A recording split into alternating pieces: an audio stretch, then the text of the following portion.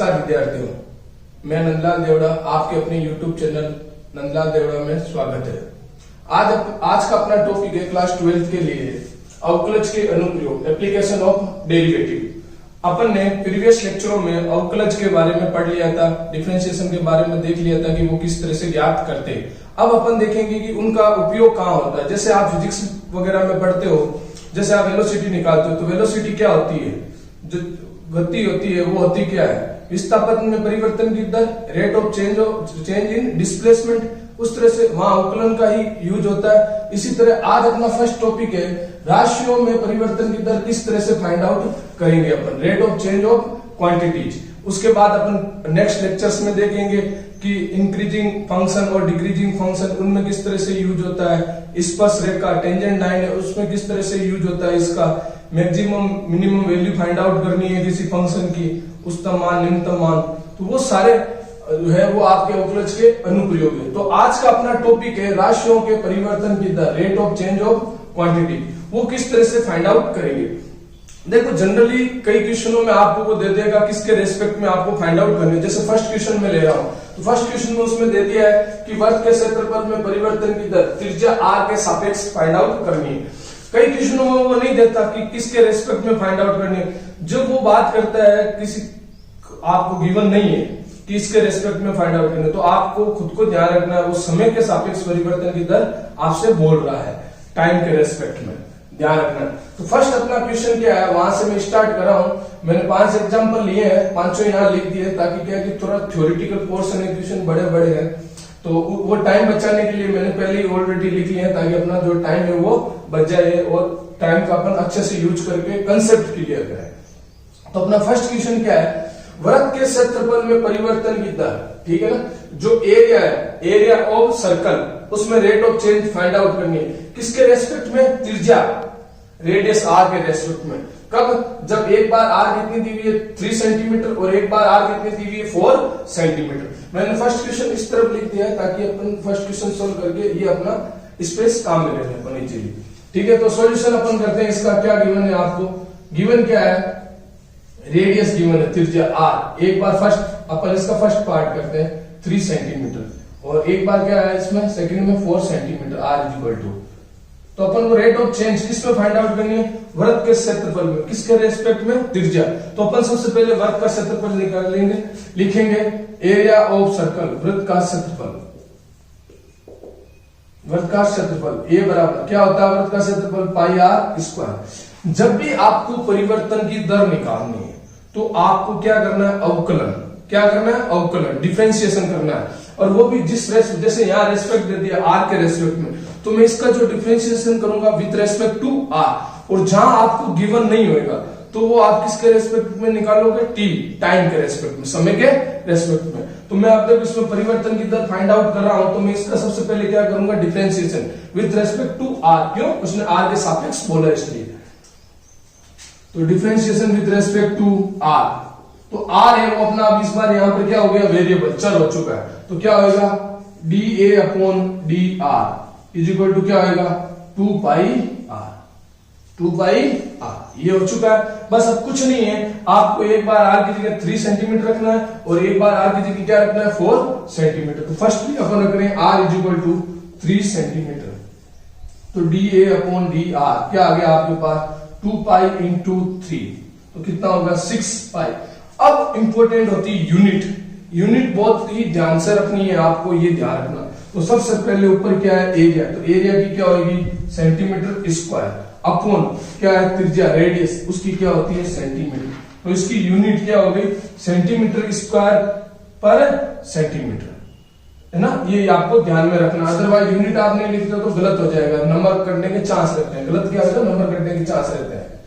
तो next r अपन ले रहे हैं 4 सेंटीमीटर, तो dA अपॉन dr क्या है आपका, 2 पाई r। अब r की जगह कितना आ जाएगा, 4, तो 2 पाई इंटू 4, तो कितना हो गया, dA अपॉन dr, फाइनली आपके पास 8 पाई सेंटीमीटर स्क्वायर अपॉन सेंटीमीटर, ठीक है। तो इस तरह से आपने देख लिया होगा, बहुत ही आसान से क्वेश्चन है, डिफरेंशिएशन का यूज हो रहा है और सोल्व आउट हो रहा है। जब उसने बोला है कि जब r 3 सेंटीमीटर है तो उसमें जो रेट ऑफ चेंज एरिया में वो कितना है 65 सेंटीमीटर स्क्वायर पर सेंटीमीटर। तो इस तरह से ये क्वेश्चन सोल्व होते हैं, बहुत ही आसान है, बस आपको फॉर्मूले याद होने चाहिए। जिसमें भी पूछा है रेट ऑफ चेंज, परिवर्तन की दर पूछिए। तो इस तरह से अपना फर्स्ट क्वेश्चन हो गया। अब अपन बात करते हैं सेकंड क्वेश्चन की, वो अपने पास क्या है वो देखते हैं।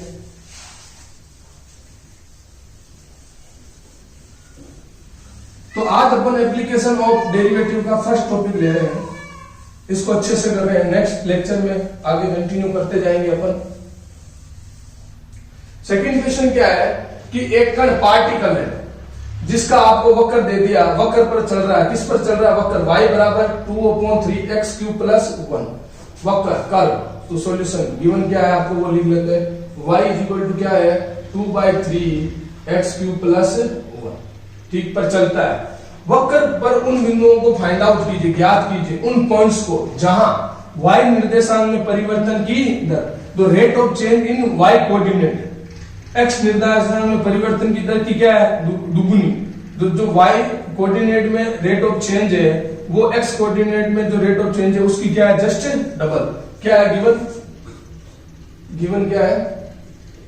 अब देखो रेट ऑफ चेंज आपको दी नहीं है इस क्वेश्चन में कि वो किसके सापेक्ष, किसके रेस्पेक्ट में कर रहा है, तो नहीं दी हुई है। तो मैंने आपको क्या बोला, अपन किसके लेंगे, समय के सापेक्ष में, t के रेस्पेक्ट में, टाइम के रेस्पेक्ट में।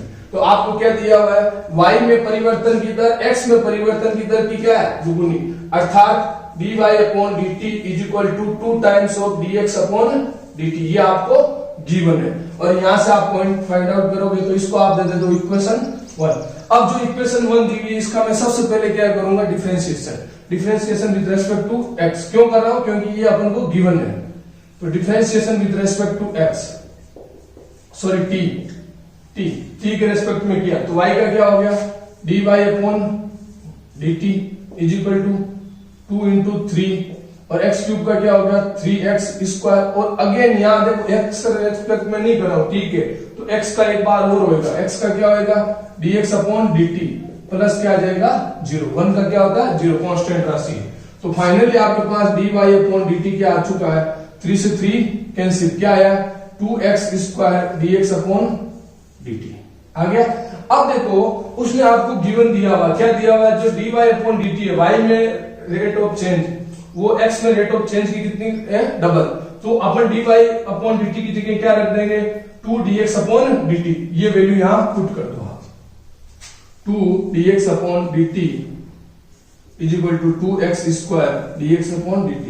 तो dx/dt से dx/dt cancel, 2 is equal to 2x², 2 से 2 कैंसिल, तो x² इज इक्वल टू क्या आया 1, तो x क्या आ जाएगा +-1, क्योंकि x इज इक्वल टू क्या आएगा √1, x is equal to √1, x बराबर √1, तो x बराबर क्या हो जाएगा +-1।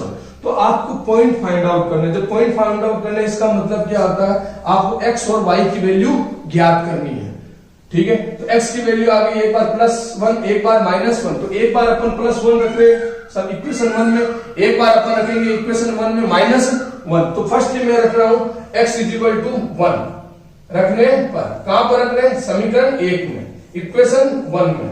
तो y बराबर क्या आया आपके पास 2/3, 1 का क्यूब +1, तो y इक्वल टू क्या आ गया 2/3 +1। तो आंसर कितना हो गया 3 और 2 5/3। तो फर्स्ट पॉइंट आपके पास आ चुका है, क्या आया 1,5/3, ये आपके पास फर्स्ट पॉइंट आ चुका है। एक पॉइंट और आएगा क्योंकि x की वैल्यू एक और है, x की वैल्यू एक और क्या है -1, अभी आपने +1 रखा है, अब क्या है -1, तो x इज इक्वल टू -1 रखने पर समीकरण 1 में तो रखा, तो y इज इक्वल टू क्या आ गया 2/3 -1 का क्यूब +1, तो क्या है -1 का क्यूब क्या होगा माइनस, तो -2/3 +1, तो 3 और ये कितना हो गया -2, तो क्या आ गया प्लस का 1/3। तो आपके पास ये पॉइंट भी आ गया -1 और प्लस का 1/3। तो इस तरह से पॉइंट फाइंड आउट करने थे आपको, उसमें बोला था उन बिंदुओं को ज्ञात कीजिए। तो दो पॉइंट आपके पास आ चुके हैं, एक पॉइंट क्या है 1,5/3 और एक क्या -1,1/3। तो इस तरह से पॉइंट आए। आपको मैं वापस एक बार बता देता हूं किस तरह से। ये आपको वक्त कर्व दे रखा था और ये कंडीशन उसने दे रखी थी, तो मैंने इसका डिफरेंशिएशन किया with respect to T, time के रेस्पेक्ट में, जब गिवन नहीं हो, ठीक है। और फिर मैंने dy अपॉन dt की जगह वो वैल्यू पुट की, तो यहां से मेरे पास किसकी वैल्यू आई, x की वैल्यू जब मैं इसमें रखूंगा तो किसकी वैल्यू आ जाएगी, y की। तो इस तरह से अपने पास पॉइंट आ चुके हैं। तो ये 2 पॉइंट आपको फाइंड आउट करने थे, दोनों पॉइंट मैंने फाइंड आउट कर लिए। समझ में आ गया होगा। और क्वेश्चन करेंगे, अभी तो 2 या 3 क्वेश्चन और बाकी है, और समझ में आ जाएगा धीरे धीरे, आपका जो कंसेप्ट है वो एकदम क्लियर हो जाएगा। तो आपने देखा होगा किस तरह से यूज हो रहा है डिफरेंशिएशन का। अभी तक तो अपन ने देखा था डिफरेंशिएशन किस तरह से निकालते हैं अलग अलग फंक्शन में, ठीक है। अब उनकी एप्लीकेशन यूज हो रहा है अब यहां पर। 3rd नंबर क्वेश्चन क्या है,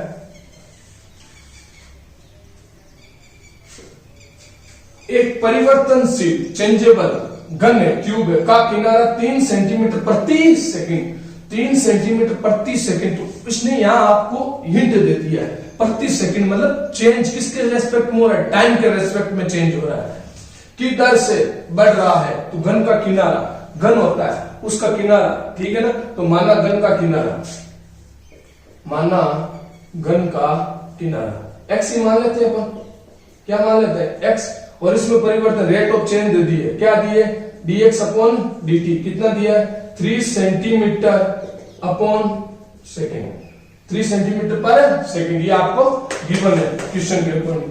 आगे क्या बोला है, घन का आयतन किस तरह से बढ़ रहा है, घन का आयतन बढ़ रहा है, बढ़ रहा है मतलब क्या हो रहा है, चेंज हो रहा है, परिवर्तन की दर निकालने रेस्पेक्ट में, जब किनारा x की वैल्यू कितनी हो, जब x इज इक्वल टू कितना हो 10 सेंटीमीटर, तब आपको याद करना है dv अपॉन dt, कि उसमें किस दर से वो चेंज हो रहा है। तो आपको क्या फाइंड आउट करना है, dv अपॉन dt। तो सबसे पहले अपन देखते हैं घन का आयतन। घन का आयतन क्या होता है, भुजा क्यूब, किनारे का क्यूब ना, घन का आयतन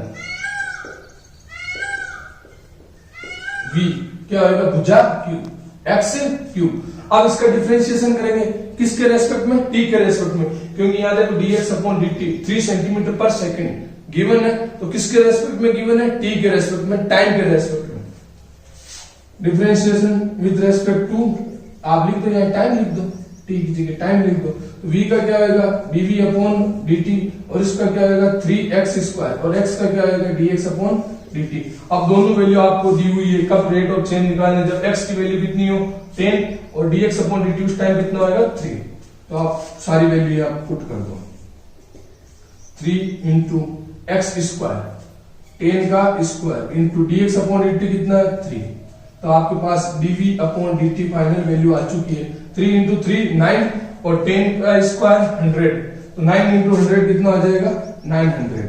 अब इकाई देखो, v जो आयतन है वॉल्यूम है उसकी क्या होती है सेंटीमीटर क्यूब अपॉन नीचे क्या है t, तो क्या हो जाएगा second, centimetre cube upon second. ये यूनिट आपको बहुत ही ध्यान में रखनी है, विशेष ध्यान रखना है, ठीक है ना।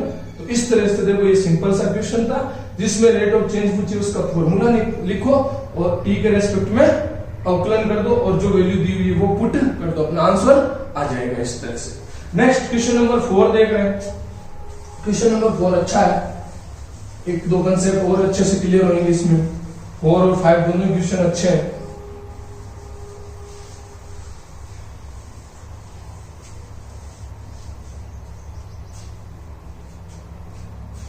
क्वेश्चन नंबर 4 की बात करें तो क्वेश्चन नंबर 4 क्या है आपके पास, सॉल्यूशन 4 लिख रहे हैं, ठीक है। क्या है आपके पास, देवा क्या है, एक गुब्बारा सदैव गोलाकार रहता है, ए बलून विच ऑलवेज स्फेरिकल, क्या स्फेरिकल, ठीक है। एक पंप द्वारा, देखो अब क्वेश्चन अच्छे से सुनना, एक पंप द्वारा 900 सेंटीमीटर क्यूब गैस प्रति सेकंड, 900 सेंटीमीटर क्यूब, जो क्यूब है वो पावर किसकी होती है, क्यूब पावर किसकी होती है, वॉल्यूम आयतन की पावर होती है प्रति सेकंड। तो इसमें इसने एक तरह से रेट ऑफ चेंज क्या दे दी, dv अपॉन dt, आयतन में परिवर्तन की दर गिवन है। देखो यहाँ हिंट मिलता है क्वेश्चन में, और गुब्बारे की त्रिज्या के परिवर्तन की दर ज्ञात करो। तो गुब्बारे की जो त्रिज्या r जो अपन मानेंगे उसमें परिवर्तन की दर ज्ञात करनी, इसका मतलब क्या ज्ञात करना है, dr upon dt find out करना है। जबकि त्रिज्या कितनी है 15 सेंटीमीटर। जब उसकी त्रिज्या कितनी हो 15 सेंटीमीटर हो, तब उसमें त्रिज्या में कितना परिवर्तन हो रहा है वो आपको देखना है। ठीक है, तो अपन मान लेते हैं, मानना गुब्बारे की त्रिज्या r, नोटेशन मानना बहुत जरूरी है ताकि काम आता है कि जैसे आग लिख दिया तो वो होता है कि आपको पता होना चाहिए। ठीक है, अब आपको क्या गिवन है, dv अपॉन dt गिवन है कितना है 900 सेंटीमीटर क्यूब पर सेकंड, प्रति सेकंड। और आपको फाइंड आउट और क्या कर दिया हुआ है, r दिया हुआ है 15 सेंटीमीटर। फाइंड आउट क्या करना है, dr अपॉन dt, ये फाइंड आउट करना है। तो सबसे पहले गुब्बारे की आयतन या गोले का आयतन, spherical volume of spherical, balloon का आयतन वॉल्यूम ऑफ बैलून क्या होगा, v इक्वल टू क्या होता है 4/3 पाई r क्यूब। 4/3 पाई r क्यूब। देखो फॉर्मूले याद होना बहुत जरूरी है। यदि आपको यहाँ फॉर्मूले याद नहीं है तो क्वेश्चन थोड़े से डिफिकल्ट हो जाएंगे। क्यों, फॉर्मूले की स्टार्टिंग कहां से हो रही है, फॉर्मूलों से ही हो रही है, तो फॉर्मूले याद होने बहुत ही जरूरी है। तो आप थोड़े से फॉर्मूले याद कर लेना, ये सारे वन, आयत के, वृत्त के, त्रिभुज के, गुब्बारे के, घन, घनाभ, क्यूब, इसके सारे। ठीक है, अब इसका देखो यहाँ हिंट दे दिया पर सेकंड, तो किसके रेस्पेक्ट में आपको करना है, टी के रेस्पेक्ट में differentiation with respect to T. T बोले तो time, dv upon dt 4/3 5 into 3r square, फिर r का एक बार और होगा dr अपॉन dt, 3 से 3 कैंसिल, तो फाइनली dv अपॉन dt आपके पास क्या आ गया 4 पाई r square dr upon dt। देखो आपको वैल्यू किसकी निकालनी है, dr upon dt, rate of change in radius, त्रिज्या में परिवर्तन की दर ज्ञात करनी है, और बाकी वैल्यू आपको गिवन है। तो जो जो वैल्यू गिवन है वो मैं यहाँ पुट कर रहा हूं। यहाँ पर देखो dv अपॉन dt की वैल्यू गिवन है, हाँ कितनी है 900 सेंटीमीटर क्यूब पर सेकंड, 4 इन पाई रहने दो, r स्क्वायर, r की वैल्यू गिवन है कितना है 15 का स्क्वायर, और dr अपॉन dt। देखो आपको वैल्यू dr अपॉन dt की निकालनी है, तो जो भी है वो इधर मल्टीप्लाई में इधर आएगा तो डिवाइड में, तो 900 अपॉन 4 पाई इंटू 15 का स्क्वायर कितना होता है 225 dr अपॉन dt, ये कितने टाइम्स 4 टाइम्स, 4 से 4 कैंसिल, तो फाइनली dr अपॉन dt आया, वो क्या आया 1 अपॉन पाई। अब आएगी इसकी यूनिट क्या होगी, r की यूनिट रेडियस की क्या होगी सेंटीमीटर पर, और समय की क्या होगी सेकंड, सेंटीमीटर पर सेकंड। तो rate of change in radius से त्रिज्या में परिवर्तन की दर आई है, वो क्या आई है 1/पाई सेंटीमीटर पर सेकंड। तो ये आपके पास इस तरह से इक्वेशन सोल्व हो। तो देख लिया होगा, सबसे पहले आप क्वेश्चन को पढ़ो और जो जो गिवन है वो आप यहाँ पुट कर दो, लिख दिया, फिर आपको जो निकालना उस तरह से अपन क्वेश्चन कर रहे हैं। समझ में आ गया होगा अच्छे से। नेक्स्ट क्वेश्चन देख रहे हैं अपन अपना आज का क्वेश्चन नंबर 5 लास्ट, इससे अच्छे से समझ में आ जाएगा, थोड़ा बहुत और है। एक चीज यहाँ ध्यान रखना, अगर किसी में रेट ऑफ परिवर्तन की दर बढ़ रही है तो वो हमेशा प्लस हुई है, और जब घटेगी तो उसका आगे क्या आएगा माइनस। ये आपको विशेष ध्यान रखना। ये क्वेश्चन आते हैं जब वो अपन सीढ़ी लगाते हैं, और जब वो बढ़ती है तब तो प्लस, और जब वो दूरी घटती है तब क्या आएगी माइनस।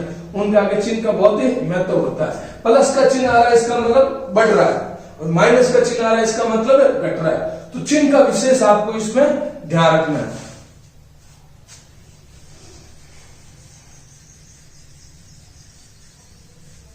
नेक्स्ट क्वेश्चन देख रहे हैं, क्वेश्चन नंबर 5 क्या है,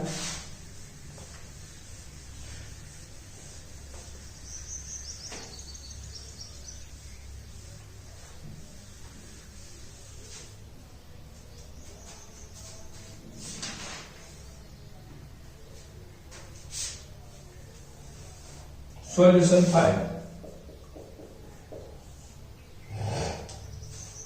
एक नली में 13 सेंटीमीटर क्यूब पर सेकंड, सेंटीमीटर क्यूब पर सेकंड, इसका मतलब कि इसमें रेट ऑफ परिवर्तन देती वॉल्यूम में है ना। कि आप बोलोगे सर ये अलग अलग टाइप के क्वेश्चन हो रहे हैं साथ के साथ। किधर से बालू उड़ेली जा रही है, उड़ेली गई बालू से एक शंकु का निर्माण इस प्रकार, एक शंकु एक कोण बन रहा है, क्या बन रहा है कोण। तो कौन बनेगा? तो देखो एक चीज से दूसरी चीज जब कन्वर्ट होती है, एक वस्तु से जब दूसरी वस्तु कन्वर्ट होती है, तो उनका क्या सेम रहता है? वॉल्यूम सेम रहता है। तो इसका मतलब ये जो वॉल्यूम है नली का, वही वॉल्यूम किसका होगा? आयतन किसका होगा? शंकु का। तो ये शंकु में जो परिवर्तन की दर है वो यही है जो नली में परिवर्तन की दर है। नेक्स्ट आ रहा है कि शंकु की ऊंचाई सदैव आधार की त्रिज्या का 1/6वां भाग होती है। जो ऊंचाई है h, वो r का क्या है? 1/6। तो h इज इक्वल टू क्या है? 1/6 r। बालू के ऊंचाई में किस गति से वृद्धि हो रही है? बालू की ऊंचाई, तो h में परिवर्तन की दर फाइंड आउट करनी है dh/dt, जबकि ऊंचाई 4 सेंटीमीटर है। तो ये आपको इस तरह से करना है, ध्यान रखना है कि कोई गलती ना हो जाए। ठीक है, अपन स्टार्ट कर रहे हैं। क्या क्या गिवन है पहले वो लिख लेते हैं। पहले मान लेते हैं, माना शंकु की त्रिज्या, शंकु के आधार की त्रिज्या, आधार की त्रिज्या कितनी ले ली आपने? r। ठीक, और ऊंचाई ले ली, शंकु की ऊंचाई कितनी है? ले ली h। और दिया हुआ गिवन क्या है? दिया हुआ जो h है वो 1/6 r है, 1/6 r। तो यहां से r की वैल्यू क्या होगी? 6h। ठीक है, ये 6 इधर आ जाएगा, तो r क्या होगा? 6h। और क्या गिवन है? एक वॉल्यूम दे रखा है, सेंटीमीटर क्यूब पर सेकंड। सेंटीमीटर क्यूब पर सेकंड मतलब वॉल्यूम, आयतन में परिवर्तन की दर, dV/dt। कितना गिवन है बेटा? कितना है? 13 सेंटीमीटर क्यूब प्रति सेकंड। ठीक है, और ऊंचाई दे दी आपको h 4 सेंटीमीटर। आपको निकालना क्या है? बालू के ऊंचाई में किस गति से वृद्धि हो रही है। तो बालू की ऊंचाई अर्थात dh/dt क्या फाइंड आउट करनी है? dh/dt। तो अपन देखते हैं गिवन क्या है? Volume given. तो वॉल्यूम क्या होता है? शंकु का आयतन। शंकु का आयतन, शंकु का आयतन क्या होता है? V बराबर 1/3 पाई r स्क्वायर h। देखो यहां उसने केवल ऊंचाई की बात कर रहा है, इस पूरे क्वेश्चन में केवल ऊंचाई की बात कर रहा है, त्रिज्या की इतनी बात नहीं हो रही है। तो अपन त्रिज्या को क्या ले रहे हैं? उसने रिलेशन दे दिया कि r इज इक्वल टू क्या ले ले? 6h। वो यहां पुट कर दो। V बराबर 1/3 पाई 6h स्क्वायर इंटू h। तो क्या आ गया? V बराबर 1/3 pi into 36h square into h 12। तो क्या आ गया? फाइनली V बराबर 12 पाई h क्यूब, है ना? h क्यूब ये आ चुका है। अब देखो इसमें रेट ऑफ चेंज दे रखी है, तो अपन वो लिख लेते हैं। तो differentiation with respect to t, differentiation with respect to t, time, है ना? टाइम के रेस्पेक्ट में। तो क्या होगा? v का dV/dt 12 pi into h cube का क्या होगा? 3h स्क्वायर, और फिर h का क्या होगा? dH/dt। 3h स्क्वायर और h का क्या होगा? dH/dt। आपको फाइंड आउट क्या करना है? dH/dt। जो बाकी जो वैल्यू दे रखी है वो यहाँ लिख लेते हैं अपन। तो dV/dt की वैल्यू कितनी दे रखी है आपको? dV/dt दे रखा है ऑलरेडी 13। ये कितना हो गया? 36 पाई h स्क्वायर dH, और साथ में h की वैल्यू भी दे दी इसने। h की वैल्यू कितनी दी है इसने? h 4 सेंटीमीटर, तो 4 का स्क्वायर। ठीक है, तो dH/dt इस तरह से अपने पास आ गई। अब अपने पास ये जो आया है वो इस dH/dt की वैल्यू निकालनी है, उसके पास में जो भी वो इधर किसमें आ जाएगा? डिवाइड में। तो क्या हो गया? 13/36 पाई इंटू 16 dH/dt। फाइनली आपके पास क्या आ गया? dH/dt 13/6 को मल्टीप्लाई किया तो 19 इंटू 6, 96 और 9 50।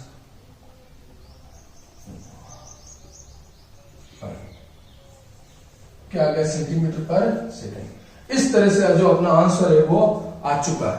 जो आपको आंसर चाहिए वो आंसर यहाँ पे आपके आ चुका है। ये अपना फाइनल आंसर है। ठीक है, समझ में आ गया होगा आपको। समझ उनकी आज का जो उनका टॉपिक था उलझ के अनुप्रयोग में, पहला राशियों के परिवर्तन की the rate of change of quantities, जो था वो आपको समझ में अच्छे से आ गया। अगर कोई डाउट है तो कमेंट करके जरूर बताएं। अगर लेक्चर को एंजॉय किया तो वीडियो को लाइक करें और कमेंट भी करें, ताकि आपके कमेंट से मेरे को उत्साहवर्धन मिले। और आपने अभी तक मेरे YouTube चैनल को सब्सक्राइब नहीं किया तो सब्सक्राइब जरूर करें और इस वीडियो को शेयर भी